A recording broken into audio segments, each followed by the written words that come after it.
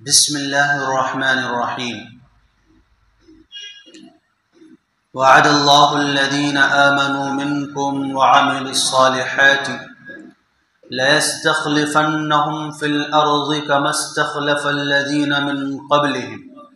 وليمكنن لهم دينهم الذي ارتضى لهم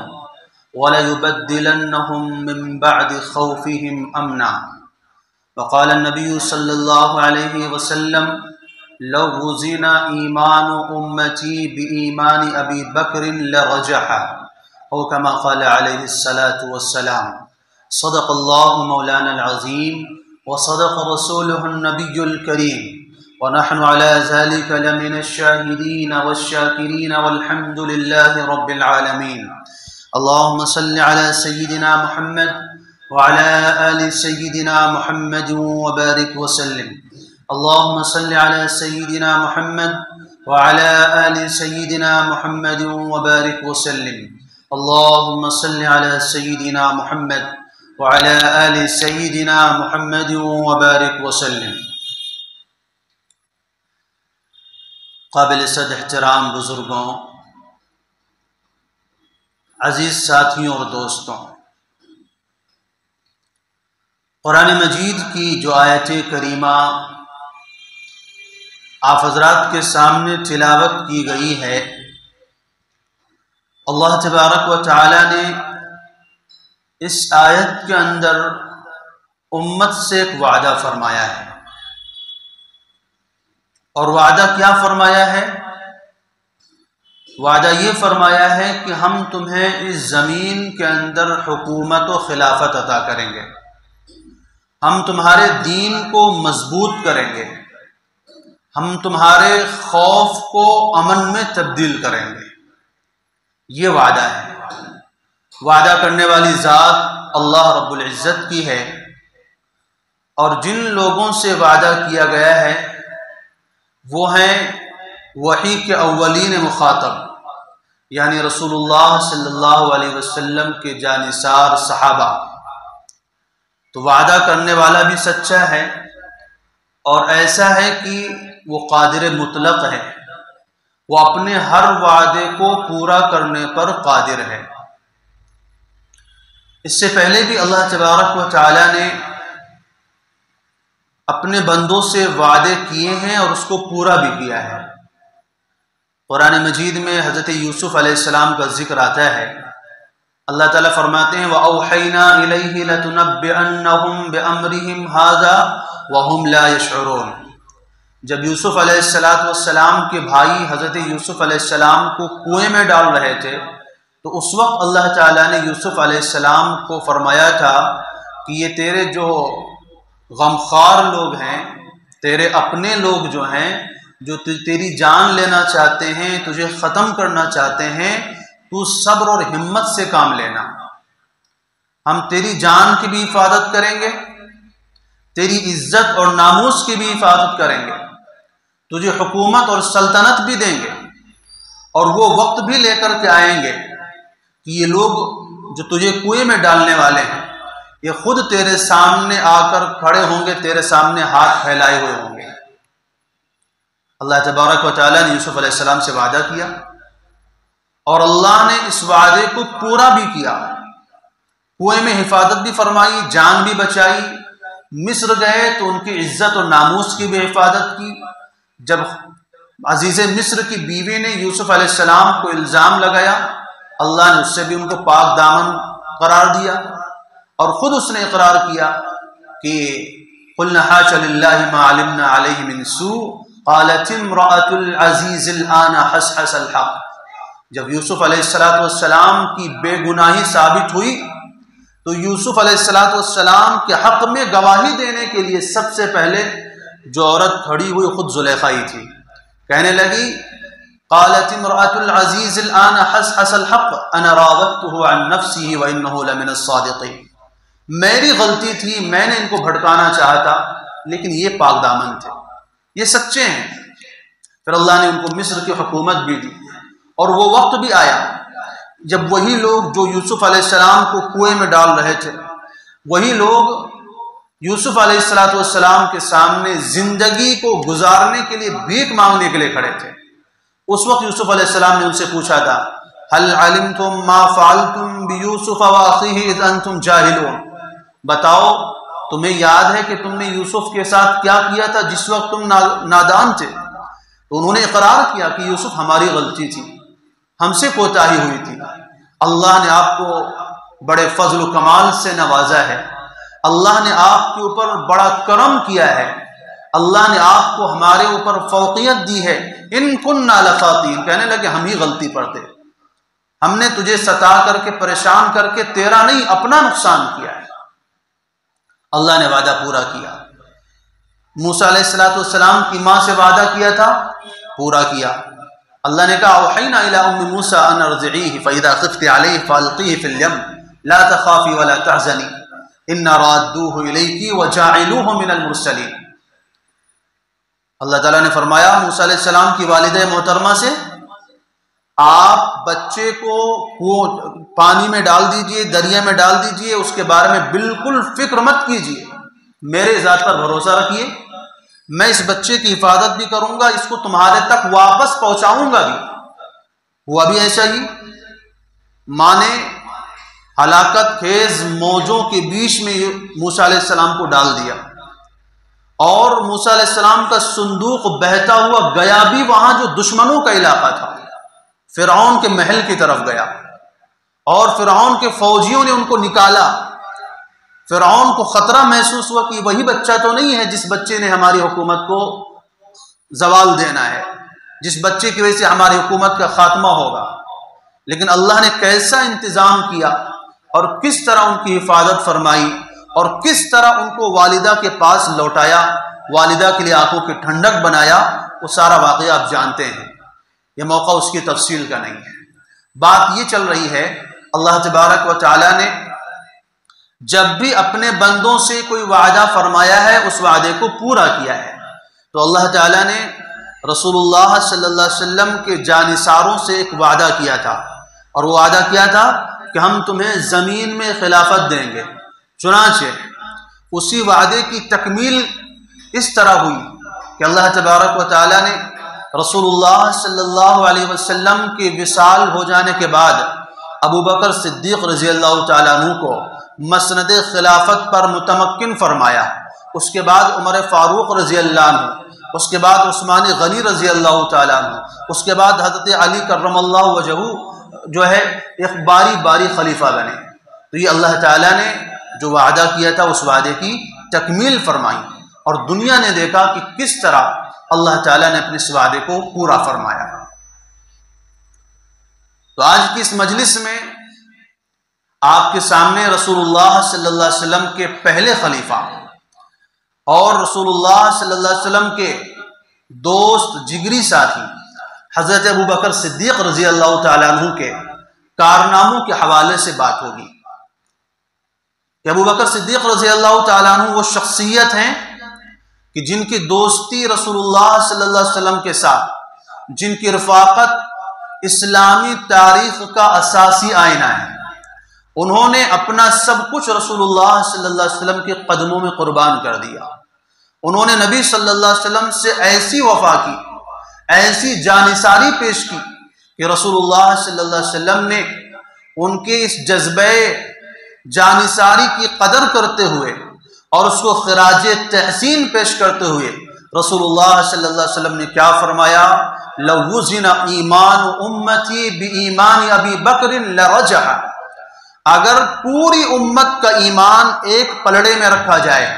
اور دوسرے پلڑے میں ابو بکر کا ایمان رکھا جائے تو پوری امت کے ایمان کے مقابلے میں ابو بکر کا ایمان بڑھ جائے گا۔ یہ نبی صلی اللہ علیہ وسلم کی زبان مبارک سے الفاظ ہیں۔ سوچئے ذرا امت میں کتنے افراد ہیں، کتنے صحابہ ہیں، اور کیسے جلیل القدر ہستیاں گزری ہیں، کتنے بڑے بڑے علماء گزرے ہیں، محدثین گزرے ہیں، مجاہدین گزرے ہیں، سارے ہیں، ایک سے بڑھ کر ایک لوگ گزرے ہیں، لیکن رسول اللہ صلی اللہ علیہ وسلم کیا فرماتے ہیں کہ اگر تمام امت کا ایمان ایک طرف ہو، ابو بکر کا ایمان دوسری طرف ہو، تو پلڑا وہی بھاری ہوگا جس طرف ابو بکر کا ایمان ہوگا۔ تو ایسی انہوں نے جانثاری پیش کی. یہ کیوں کہا رسول اللہ صلی اللہ علیہ وسلم؟ کیونکہ ابو بکر نے نبی کی اس وقت تصدیق کی جب ساری دنیا آپ کی تکذیب کر رہی تھی. ابو بکر نے اس وقت اقرار کیا جب ساری دنیا انکار کر رہی تھی. ابو بکر نے اس وقت دوستی نبھائی جب ساری دنیا دشمنی پر تلی ہوئی تھی. ابو بکر نے اس وقت وفا کی جب ساری دنیا ظلم و جفا کر رہی تھی. کہ ابو بکر صدیق نے رسول اللہ صلی اللہ علیہ وسلم کی خدمت میں اپنی پوری جائیداد لا کر کے رکھ دی اور نبی کے خاندان کو آباد کرنے کے لیے اپنی بیٹی عائشہ صدیقہ رضی اللہ تعالی عنہ کو ان کے نکاح میں دے دیا. غار ثور میں 3 دن تک رسول اللہ صلی اللہ علیہ وسلم کو گود میں سلایا. غار ثور میں چڑھنے کے بعد رسول اللہ صلی اللہ علیہ وسلم کو اپنے کندھوں پر اٹھایا اور اس طرح انہوں نے جانثاری کا حق ادا کیا، جس کا نتیجہ کیا ہوا کہ رسول اللہ صلی اللہ علیہ وسلم کی زبان مبارک سے کئی مرتبہ، ایک مرتبہ نہیں متعدد مرتبہ دنیا ہی میں جنت کی بشارت ملی ان کو. انہوں نے پوری زندگی رسول اللہ صلی اللہ علیہ وسلم سے وفا کرتے ہوئے گزاری اور وفات کے بعد رشک خلد بری رسول اللہ صلی اللہ علیہ وسلم کے روضہ اقدس میں ان کو ٹھکانہ ملا. یہ کہنے والے نے کہا ہے کہ پروانے کو چراغ ہے، بلبل کو پھول بس، صدیق کے لیے ہے خدا کا رسول بس. کہ ساری زندگی انہوں نے ایک پروانے کی طرح نبی کے قدموں پر اپنے آپ کو قربان کیا ہے. تو ابو بکر صدیق رضی اللہ تعالیٰ عنہ وہ ہستی ہیں جن کو رسول اللہ صلی اللہ علیہ وسلم نے خود اپنی زبان مبارک سے فرمایا جب نبی صلی اللہ علیہ وسلم کی بیماری کے ایام چل رہے تھے اور آپ صلی اللہ علیہ وسلم اس دنیا سے سفر فرمانے والے تھے. اس وقت رسول اللہ صلی اللہ علیہ وسلم نے ایک جملہ فرمایا، مرو ابا بکر یصلی بالناس، ابو بکر سے کہو کہ لوگوں کو نماز پڑھائیں. ابو بکر صدیق رضی اللہ تعالیٰ عنہ نے نبی صلی اللہ علیہ وسلم کی زندگی میں 17 نمازیں امت کو پڑھائی ہیں. یہ اشارہ تھا اور یہ رسول اللہ صلی اللہ علیہ وسلم کی جانب سے امت کو پیغام تھا کہ میرے بعد، میرے دنیا سے جانے کے بعد اگر کوئی شخصیت اس امت کی باغ ڈور سنبھالنے کے لائق ہے وہ ابو بکر صدیق ہے. چنانچہ رسول اللہ صلی اللہ علیہ وسلم کے حکم کے مطابق ابو بکر صدیق رضی اللہ عنہ نماز پڑھا رہے ہیں. رسول اللہ صلی اللہ علیہ وسلم نے چاہا کہ میں اپنے اس فیصلے کی عملی توثیق کر دوں. رسول اللہ صلی اللہ علیہ وسلم نے خواہش ظاہر فرمائی کہ مجھے بھی مسجد لے چلو. حضرت علی اور حضرت عباس رضی اللہ تعالیٰ عنہ کے کندھوں پر کسی طرح آپ صلی اللہ علیہ وسلم مسجد تشریف لائے. ابو بکر رضی اللہ عنہ نماز شروع کر چکے تھے. ابو بکر کو محسوس ہوا کہ نبی آ رہے ہیں تو ابو بکر رضی اللہ تعالیٰ عنہ نے پیچھے ہٹنے کی کوشش کی، لیکن جب تک رسول اللہ صلی اللہ علیہ وسلم قریب تشریف لا چکے تھے پیچھے پشت پر ہاتھ رکھ کر کے ٹھہرنے کا اشارہ کیا اور گویا کہ یہ بتایا کہ میں آپ کو ٹکانے کے لیے آیا ہوں، ہٹانے کے لیے نہیں آیا. پھر رسول اللہ صلی اللہ علیہ وسلم نے آہستہ آواز میں تکبیر کہی اور ابو بکر رضی اللہ تعالیٰ عنہ نے کھڑے ہو کر بلند آواز میں تکبیر کہی. گویا کہ ابو بکر نے رسول اللہ صلی اللہ علیہ وسلم کے اقتداء میں نماز پڑھی اور پوری امت نے ابو بکر کے اقتداء میں نماز پڑھی. جب دوشنبے کے روز ربیع الاول کے مہینے میں رسول اللہ صلی اللہ علیہ وسلم کا انتقال ہوا، صحابہ کرام کے جذبات بے قابو ہو گئے. صحابہ کرام پر قیامت ٹوٹ پڑی. اس وقت کچھ فتینوں نے، کچھ فتنہ پروروں نے قریشی اور غیر قریشی کا فتنہ ڈال کر کے امت کے اندر اختلاف پیدا کرنے کی کوشش کی. صحابہ کرام نے حضرت سعد انصاری رضی اللہ تعالیٰ عنہ کے مکان پر جمع ہو کر کے متفقہ طور پر ابو بکر صدیق رضی اللہ تعالیٰ عنہ کو اپنا خلیفہ تسلیم کر کے ان تمام سازش کرنے والوں کی سازشوں کو ناکام کیا. اور ابو بکر صدیق رضی اللہ تعالیٰ عنہ کے خلیفہ بننے کے بعد ہی انہوں نے اپنی فراست کا عملی نمونہ پیش کیا. چنانچہ کہتے ہیں جب رسول اللہ صلی اللہ علیہ وسلم کی تدفین کی بات آئی کہ آپ کو دفن کہاں کیا جائے، کوئی خانہ کعبہ لے جانے کی بات کر رہا، کوئی مکہ لے جانے کی بات کر رہا، کوئی مسجد نبوی کی بات کر رہا ہے، کوئی جنت البقیع کی بات کر رہا ہے. الگ الگ رائے آ رہی ہیں، اختلاف ہو رہے ہیں کہ نبی صلی اللہ علیہ وسلم کو دفن کہاں کیا جائے. اس اختلاف کو دور کرنے کے لیے ابو بکر صدیق رضی اللہ تعالیٰ نے فرمایا کہ میں نے خود رسول اللہ صلی اللہ علیہ وسلم کو یہ فرماتے ہوئے سنا ہے کہ نبی جہاں وفات پاتا ہے وہیں دفن ہوتا ہے۔ اور رسول اللہ صلی اللہ علیہ وسلم نے اپنی زندگی کے آخری ایام حضرت عائشہ صدیقہ رضی اللہ تعالیٰ عنہ کے حجرے میں گزارے تھے، اسی حجرے میں آپ کی وفات ہوئی تھی۔ گویا کہ حضرت عائشہ رضی اللہ عنہ کا حجرہ ہی رسول اللہ صلی اللہ علیہ وسلم کا آخری آرام گاہ بن گیا، اور وہی روضہ اقدس کہلایا، وہی رشک خلد بری کہلایا کہ جنت بھی جس پر ناز کرتی ہے، وہ مقام، وہ ٹکڑا جس جگہ پر رسول اللہ صلی اللہ علیہ وسلم مدفون ہے۔ اس کے بعد جنازے کا مسئلہ آیا کہ جنازہ کس طرح پڑھا جائے۔ اس میں بھی ابو بکر رضی اللہ عنہ کی فراست کام آئی کہ ابو بکر رضی اللہ تعالیٰ عنہ نے کہا کہ باری باری کر کے 10 افراد جا کر کے انفرادی طور پر رسول اللہ صلی اللہ علیہ وسلم کے اوپر جنازے کی نماز پڑھیں، کیونکہ آپ کے جنازے کی نماز کون پڑھائے گا، آپ کا امام کون بنے گا، کس کو حق ہے کہ نبی کے سامنے امام بنے۔ اس لیے انفرادی طور پر صحابہ نے باری باری کر کے رسول اللہ صلی اللہ علیہ وسلم کی جنازے کی نماز پڑھی۔ عمر رضی اللہ تعالیٰ عنہ کے بارے میں آپ نے تو سنا ہی ہے کہ بے قابو ہو گئے تھے اور کہنے لگے تھے کہ اگر کسی نے کہا کہ رسول اللہ صلی اللہ علیہ وسلم کی وفات ہو گئی ہے تو میں اس کی گردن کو اڑا دوں گا۔ نبی صلی اللہ علیہ وسلم تشریف لے گئے ہیں، ایسی ہی جیسے موسیٰ علیہ السلام طور پہاڑ پر گئے تھے کتاب لانے کے لیے، نبی بھی واپس آئیں گے دنیا میں۔ اس وقت ابو بکر صدیق رضی اللہ تعالیٰ عنہ نے امت کو سنبھالتے ہوئے فرمایا تھا، یہ بات اگرچہ شوق اور جذبے میں کہی جا سکتی ہے، اور آدمی جب جذبے سے مغلوب ہو جاتا ہے، حالات سے مجبور ہو جاتا ہے، تو ایسے جملے اس کی زبان سے نکل سکتے ہیں، لیکن قرآن کے اصول و ضوابط اور شریعت محمدیہ کے اصول اس بات کو کہاں گوارا کر سکتے تھے کہ عمر رضی اللہ تعالیٰ عنہ کی یہ بات تسلیم کی جائے۔ فوراً ابو بکر صدیق رضی اللہ تعالیٰ عنہ کھڑے ہوئے اور کھڑے ہو کر کے کیا فرمایا، من کان یعبد محمدا فإن محمدا قد مات ومن کان یعبد اللہ فإن اللہ حی لا يموت، کہ جو شخص محمد صلی اللہ علیہ وسلم کی عبادت کرتا تھا، محمد صلی اللہ علیہ وسلم کو خدا مانتا تھا، وہ یہ سمجھ لے کہ محمد صلی اللہ علیہ وسلم کا انتقال ہو گیا ہے، اور جو اللہ کو خدا مانتا تھا، اللہ کی عبادت کرتا تھا، وہ جان لے کہ اللہ زندہ ہے، اس کو کبھی موت نہیں آئے گی۔ پھر اس کے بعد قرآن مجید کی آیت پڑھی، ما محمد الا رسول، محمد صلی اللہ علیہ وسلم ایک رسول ہیں، خدا نہیں ہیں کہ ان کو موت نہ آئے۔ افإن مات او قتل انقلبتم على اعقابکم، کیا اگر رسول اللہ صلی اللہ علیہ وسلم کا انتقال ہو جائے یا نبی شہید ہو جائیں تو کیا تم اپنے دین سے پلٹ جاؤ گے، کیا تم بے قابو ہو جاؤ گے، تمہارے جذبات مغلوب ہو جائیں گے؟ ہرگز ایسا نہیں کرنا۔ من ينقلب على عقبیہ فلن یضر اللہ شیئا، فرمایا کہ جو بھی اپنے دین سے پلٹ جائے گا اس سے اللہ کو کوئی نقصان نہیں، اس کا اپنا نقصان ہے۔ جب ابو بکر صدیق رضی اللہ تعالیٰ عنہ نے یہ جملے ارشاد فرمائے تو عمر رضی اللہ تعالیٰ عنہ کی آنکھوں سے آنسو روا ہو گئے اور فرمانے لگے کہ مجھے ایسا لگ رہا تھا کہ قرآن کی آیتیں ابھی نازل ہوئی ہیں، یعنی آیتیں تو پڑھی جاتی تھی، جب سے نازل ہو چکی تھی، جب سے یہ غزوہ احد کے موقع پر آیتیں نازل ہوئی تھی۔ نبی صلی اللہ علیہ وسلم اس کے بعد 8 سالوں تک دنیا میں موجود رہے، لیکن جب نبی کی وفات کے وقت ابو بکر صدیق نے یہ قرآن مجید کی آیتیں پڑھی تو عمر رضی اللہ تعالیٰ عنہ نے فرمایا کہ اب ہمیں اس آیت کا مطلب سمجھ میں آیا، گویا کہ یہ آیتیں ابھی نازل ہوئی۔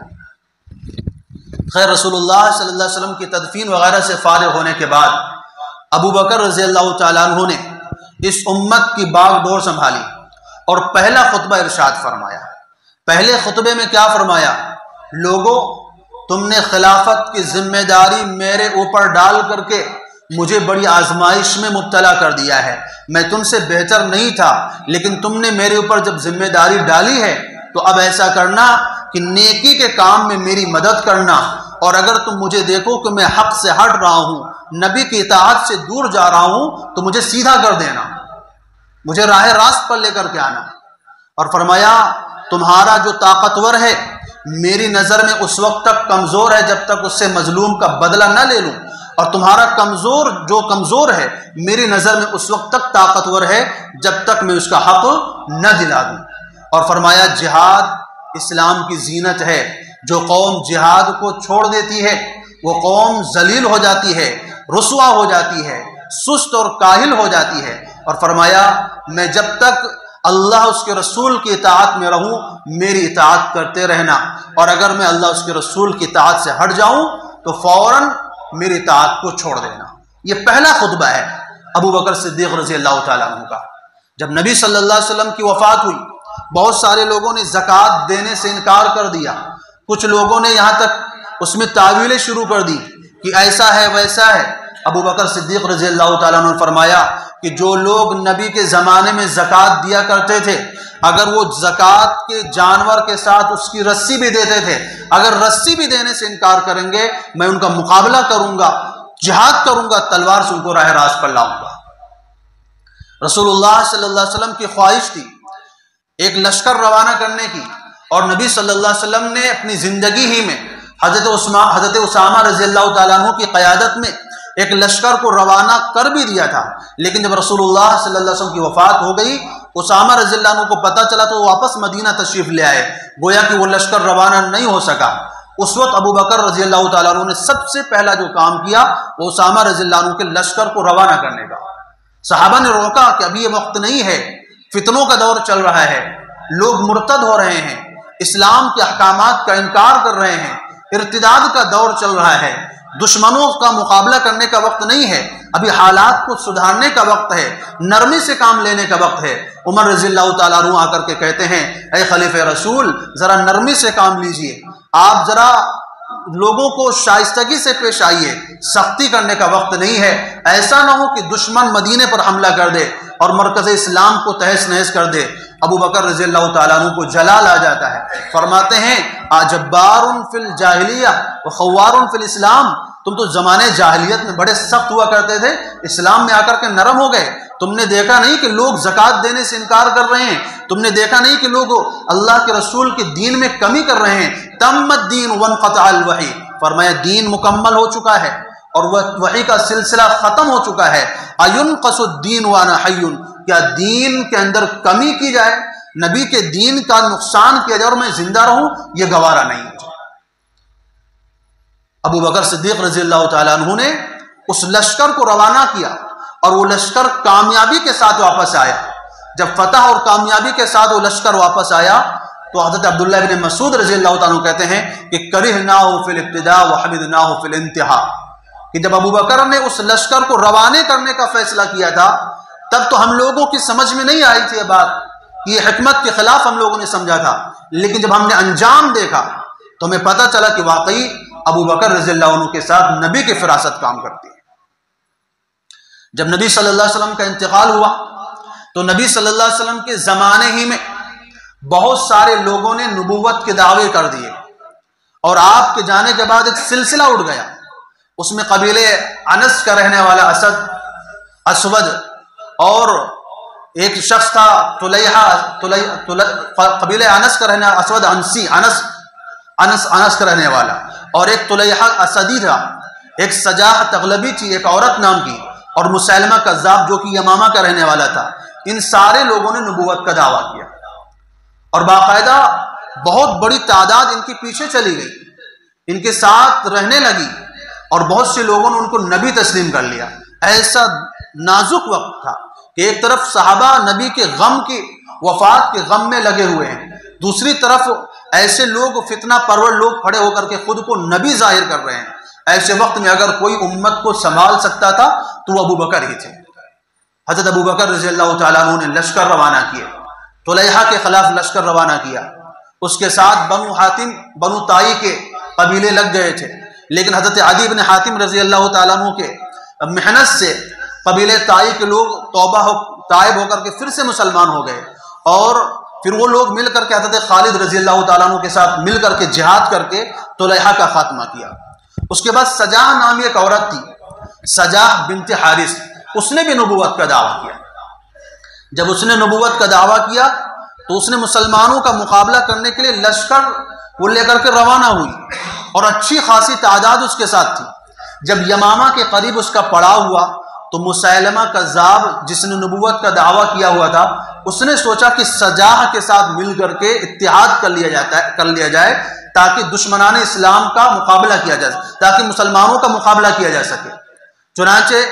مسیلمہ کذاب نے اس سجاح نامی عورت کو پیغام بھجوایا، اس نے بھی نبوت کا دعویٰ کیا ہے، اس نے بھی نبوت کا دعویٰ کیا۔ تو سجا سے کیا کہا کہ محمد صلی اللہ علیہ وسلم جب زندہ تھے تو میں نے ان کو ایک آفر دیا تھا کہ نبوت کو آدھا آدھا تقسیم کر لیا جائے۔ مسلمہ کذاب نے سمجھا تھا کہ نبی صلی اللہ علیہ وسلم نے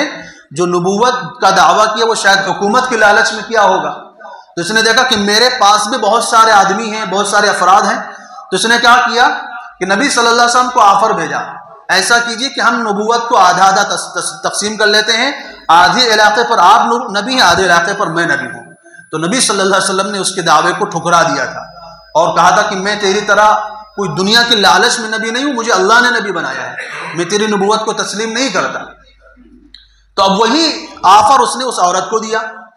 کہ ہم نے محمد صلی اللہ علیہ وسلم کو تو آفر پیش کیا تھا، لیکن انہوں نے ٹھکرا دیا، اب تو وہ دنیا سے چلے گئے ہیں اور ہم اور تم موجود ہو، تو ایسا کرو کہ ہم آپس میں معاہدہ کر لیتے ہیں، مل جاتے ہیں، پھر محمد صلی اللہ علیہ وسلم کے ماننے والوں کا مقابلہ کریں گے۔ چنانچہ ایسا ہی ہوا، سجاح نے اس کو اپنے خیمے میں بلوایا جہاں پر اس کا پڑاؤ تھا، اور اس خیمے کے اندر جو محافظین تھے، جو رکھوالے تھے، ان سب کو باہر کر دیا گیا، اور باہر کرنے کے بعد مسیلمہ کذاب اور اس سجاح نامی عورت نے آپس میں پتہ نہیں کیا باتیں کی کہ باہر نکلنے کے بعد سجاح نے اپنی نبوت سے دستبرداری کا اعلان کر دیا اور مسیلمہ کذاب سے نکاح کر لیا۔ ابو بکر رضی اللہ تعالیٰ عنہ کو اس حالات کا علم تھا کہ ان کو معلوم تھا کہ یہ حالات کتنے خطرناک ہیں، اور ان کو یہ بھی پتا تھا کہ حضرت یہ مسیلمہ کے ساتھ ایک بڑی تعداد ہے لوگوں کی جو مرتد ہونے والے تھے۔ چنانچہ حضرت خالد ابن ولید رضی اللہ تعالیٰ عنہ کے قیادت میں ابو بکر صدیق رضی اللہ تعالیٰ عنہ نے 13,000 کا لشکر روانہ کیا۔ 13,000 کا لشکر روانہ کیا۔ اس وقت مسیلمہ کذاب کے ساتھ تقریباً 40,000 لوگ اس کے لشکر میں شامل تھے۔ حضرت خالد ابن ولید رضی اللہ تعالیٰ عنہ جب لشکر لے کر کے گئے تو مسیلمہ نے طعنہ دیا کہ تمہارے خلیفہ کے پاس اتنا ہی دم تھا، 13,000 کا لشکر چھوٹی سی تعداد میرا مقابلہ کرنے کے لیے بھیجا ہے؟ تو خالد ابن ولید رضی اللہ تعالیٰ عنہ نے اس کو للکار کر کہا، او جھوٹے، او کذاب، او مکار، اگر تیری نبوت کے اندر سچائی اور صداقت ہے تو آ میری تلوار کا مقابلہ کر۔ لوگوں نے کہا وہ تو حدیقے کے اندر، باغ کے اندر اپنے رب سے ہم کلام ہونے کے لیے چلے گئے ہیں، ہم تمہارا مقابلہ کرتے ہیں۔ مقابلہ شروع ہوا، بڑی گھمسان کی جنگ ہوئی، مسلمانوں کے بہت سارے افراد شہید ہوئے، جس میں حضرت عمر رضی اللہ تعالیٰ عنہ کے بھائی زید بن خطاب بھی شہید ہوئے، اور حضرت ابو حذیفہ رضی اللہ تعالیٰ عنہ اور دیگر افراد شہید ہوئے۔ لیکن دشمنوں میں سے تقریباً 40,000 میں سے 17,000 کو مسلمانوں نے کام میں لگا دیا، 17,000 کو مار دیا۔ پھر خالد ابن ولید رضی اللہ تعالیٰ عنہ اس حدیقے کی طرف، یعنی اس باغ کی طرف بڑھے جہاں پر مسیلمہ کذاب چھپا ہوا تھا، اس کی دیواریں توڑ دی گئی۔ تو مسیلمہ کذاب کے ماننے والوں میں سے ایک شخص وہاں پر دوڑتا ہوا گیا اور کہنے لگا کہ تمہارے خدا کا وعدہ کہاں ہے، تیری نبوت کی صداقت کہاں ہے؟ تو انہیں کہا تھا کہ خدا کی مدد ہمارے ساتھ ہے، یہ سب ہم ہی کو مارے کاٹے جا رہے ہیں مسلمان، تو اگر سچا نبی تو اپنے خدا سے مدد مانگ اور اپنا وعدہ پورا کر۔ تو کہنے لگا یہ سب ان باتوں کا وقت نہیں ہے، اپنی جان بچاؤ، نکلو یہاں سے، بھاگو یہاں سے۔ تو کہتے ہیں اسی فراق میں بھاگنے کے چکر میں تھا، گھوڑے پر سوار ہو رہا تھا کہ اس کے اوپر حضرت وحشی ابن حرب کی نظر پڑ گئی۔ وحشی کون تھے؟ وحشی ابن حرب وہ صحابی رسول جنہوں نے غزوہ احد میں حضرت حمزہ کو شہید کیا تھا، کافروں کی طرف سے آئے ہوئے تھے، اسلام کے ایک بہت بڑے سپہ سالار کو، اسلام کے ایک بہت بڑے دوست کو شہید کیا تھا کہ رسول اللہ صلی اللہ علیہ وسلم نے جب چچا کی حالت دیکھی تھی تو آپ دیدہ ہو گئے تھے، اور جب یہی وحشی فتح مکہ کے موقع پر آئے، نبی کے ہاتھوں پر ایمان قبول کیا، رسول اللہ صلی اللہ علیہ وسلم نے ان کی ایمان کو تو قبول کر لیا، لیکن فرمایا کہ تم کو دیکھتا ہوں تو چچا کی یاد آتی ہے، تو میرے سامنے مت آیا کرو، یعنی میری نظر میں وہ منظر سامنے آ جاتا ہے، ایسا نہ ہو کہ میں تمہارے خلاف کوئی بات بول دوں اور تمہارے لیے نقصان کا سبب بن جائے۔ مطلب یہ نہیں کہ نفرت کی وجہ سے ہے، وہ درد، وہ کیفیت، وہ حالت بھلائی نہیں جا رہی تھی جو چچا کی تھی۔ تو مسیلمہ کذاب جو اسلام کا بہت بڑا دشمن تھا، وحشی ابن حرب رضی اللہ تعالیٰ نے سوچا کہ اس سے بہترین موقع نہیں ہے اس گناہ کا سجدے سو کرنے کا کہ ایک وقت میں جب میں کافر تھا، مسلمانوں کے سب سے بڑے دوست کو مارا تھا، آج میں مسلمان ہوں اور اس گناہ کا کفارہ میں اس طرح کروں گا کہ آج اسلام کے سب سے بڑے دشمن کا خاتمہ کروں گا۔ وہی نیزہ ہاتھ میں تھا جس نیزے سے حضرت حمزہ کے اوپر انہوں نے وار کیا تھا، اور مسیلمہ کذاب گھوڑے پر سوار ہو رہا ہے، حضرت وحشی نے نشانہ لیا، نیزے کو پھینکا اور اس کے بدن سے پار کر گیا، اور مسیلمہ کذاب وہیں پر ڈھیر ہو گیا۔ 17,000 کے قریب لوگ اس کے لشکر کے مارے گئے، باقی ان کے لوگوں کو غلام بنایا گیا، ان کی زمین و جائیداد پر قبضہ کر لیا گیا۔ مسلمانوں کو پتہ چلا تو انہوں نے اللہ کا بڑا شکر ادا کیا کہ اس طرح جو ہے اور بھی دیگر مقامات پر ابو بکر رضی اللہ تعالیٰ عنہ نے مرتدین کا مقابلہ کر کے اس فتنے کو ختم کیا۔ اس فتنے کو ختم کرنے کے بعد دنیا کے اندر دو بڑی طاقتیں تھیں جو سپر پاور کہلاتی تھیں، ایک تھی قیصر روم اور دوسری تھی کسری ایران۔ یہ دونوں طاقتیں اپنے اپنے علاقے میں انہوں نے انسانوں کو ظلم و تشدد کی بنیاد پر غلام بنایا ہوا تھا، لوگوں کا استحصال کر رہے تھے۔ ابو بکر صدیق رضی اللہ تعالیٰ عنہ نے لوگوں کو ان کے ظلم کے چنگل سے آزاد کرانے کا فیصلہ کیا۔ چنانچہ ابو بکر رضی اللہ تعالیٰ عنہ نے عراق کے محاذ پر لشکر روانہ کیے۔ عراق کے علاقوں میں کافی محاذات پر مسلمانوں کو کامیابی ملی۔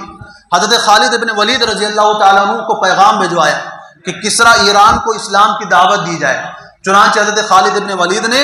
ایران کا جو بادشاہ تھا، اس کا جو گورنر تھا فوج کا، یعنی فوج کا جو سپہ سالار تھا جس کا نام ہرمز تھا، اس کو پیغام دیا کہ من خالد ابن ولید الی ملوک فارس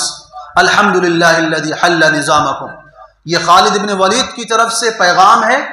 فارس یعنی ایران کے بادشاہ کو، تمام تعریف اس اللہ کے لیے ہے جس نے تمہاری طاقت کو کمزور کیا ہے، تمہاری جماعت کو منتشر کیا ہے، تمہاری تدبیرات کو اس نے کمزور کر دیا ہے۔ اور کہنے لگے اسلموا والا فادوا الجزیۃ، کہ تو اسلام قبول کر لو، اسلام قبول کر لو کہ ہمارے بھائی بن جاؤ گے، ہماری طرح تمہیں حقوق حاصل ہوں گے، اور اگر اسلام قبول نہیں کرتے ہو تو ہمارے خلافت کے زیر سائے میں تم کو آنا پڑے گا، جزیہ دینا پڑے گا، اور اگر تم جزیہ بھی دینے کو تیار نہیں ہوتے ہو تو وَإِلَّا قَدْ جِئْتُكُمْ بِقَوْمٍ يُحِبُّونَ الْمَوْتَ كَمَا تُحِبُّونَ الْحَيَاةَ۔ یہ تاریخی جملہ کہنے لگے اگر تم نے ان دونوں باتوں کو تسلیم نہیں کیا تو میں تمہارے پاس ایسی قوم کو لے کر کے آؤں گا جو موت سے اتنی ہی محبت کرتے ہیں جتنا تم زندگی سے محبت کرتے ہو، یعنی وہ مرنا اتنا ہی پسند کرتے ہیں تم جتنا جینے کو پسند کرتے ہو، تم ان کا مقابلہ نہیں کر سکو گے۔ ہرمز نے جب یہ دیکھا غصے میں آ کر 1,00,000 کا لشکر لے کر کے سامنے آ گیا۔ مسلمانوں کی تعداد صرف 10,000، مقابلہ ہوا، حضرت خالد ابن ولید رضی اللہ تعالیٰ عنہ کے ہاتھوں سے ہرمز کا قتل ہوا، اور تقریباً 30,000 ایرانی اس جنگ کے اندر مارے گئے۔ مسلمانوں کو بڑی عظیم تاریخی کامیابی حاصل ہوئی۔ مسلمانوں کو جب پتہ چلا، ابو بکر صدیق رضی اللہ تعالیٰ عنہ نے سجدہ شکر ادا کیا اور ہرمز کا ہیرے جواہرات سے جڑا ہوا تاج حضرت خالد رضی اللہ تعالیٰ عنہ کو انعام میں دیا۔ تو یہ تاریخی حیثیت یہ ہے کہ عمر رضی اللہ عنہ کے زمانے میں ایرانیوں کا خاتمہ ہوا، لیکن اس کی بنیاد اور اس کی جو جڑ ابو بکر صدیق رضی اللہ تعالیٰ عنہ نے رکھی تھی کہ وہاں سے ان کے زمانے خلافت ہی میں اس کا آغاز ہو گیا تھا۔ اس کے بعد جب ایرانیوں کی یہ صورتحال دیکھی تو روم کے بادشاہ قیصر نے پھڑپڑانا شروع کیا۔ ابو بکر صدیق رضی اللہ تعالیٰ عنہ نے حالات کا جائزہ لینے کے بعد 35,000 کا لشکر حضرت ابو عبیدہ رضی اللہ تعالیٰ عنہ کی قیادت میں اس کے مقابلے کے لیے بھیجا۔ ادھر سے حضرت خالد رضی اللہ تعالیٰ عنہ بھی فارغ ہو کر کے آ چکے تھے، تو تقریباً مسلمانوں کی تعداد 35,000 تھی، اور ان عیسائیوں اور یہودیوں کی جو تعداد تھی تقریباً 4,00,000 تھی۔ جب جنگ شروع ہوئی اللہ تعالیٰ نے اپنے وعدے کو پورا فرمایا اور وعدہ کیا تھا کم من فئۃ قلیلۃ غلبت فئۃ کثیرۃ باذن اللہ، کہ کتنی چھوٹی تعداد کتنی مرتبہ ایسا ہوا ہے کہ بڑی بڑی تعداد پر غالب ہوئی۔ تاریخ بتاتی ہے کہ جب جنگ ہوئی ہے 10,000 مسلمانوں نے ایسی جوانمردی اور ایسی بہادری کا مظاہرہ پیش کیا ہے کہ 1,20,000 عیسائی جو ہے وہاں کے یرموک کے دریا کے اندر گر گئے اور اس میں ڈوب کر کے مر گئے۔ 1,00,000 سے زائد ان کو قتل کیا گیا، اور باقی جو بچے تھے سارے گرفتار ہو گئے، کوئی بھی واپس جانے نہیں پایا۔ حضرت خالد رضی اللہ تعالیٰ عنہ کی حکمت عملی اور ان کی بہترین تدبیر سے مسلمانوں نے اتنی بڑی عظیم کامیابی حاصل کی کہ کہاں پر مسلمانوں کی تعداد 35,000 اور کہاں پر دشمنوں کی تعداد 4 لاکھ، لیکن ایک بھی دشمن زندہ واپس جانے نہ پایا۔ جب جنگ ختم ہوئی، خالد رضی اللہ تعالیٰ عنہ جو ہے شہیدوں کا جائزہ لے رہے ہیں اور مسلمانوں کو دیکھ رہے ہیں کہ کون شہید ہوا کون نہیں ہوا۔ ایک جگہ پر آ کر کے رک جاتے ہیں اور ایک لاش وہاں پر پڑی تھی جو حضرت اکرمہ بن ابو جہل کی لاش تھی۔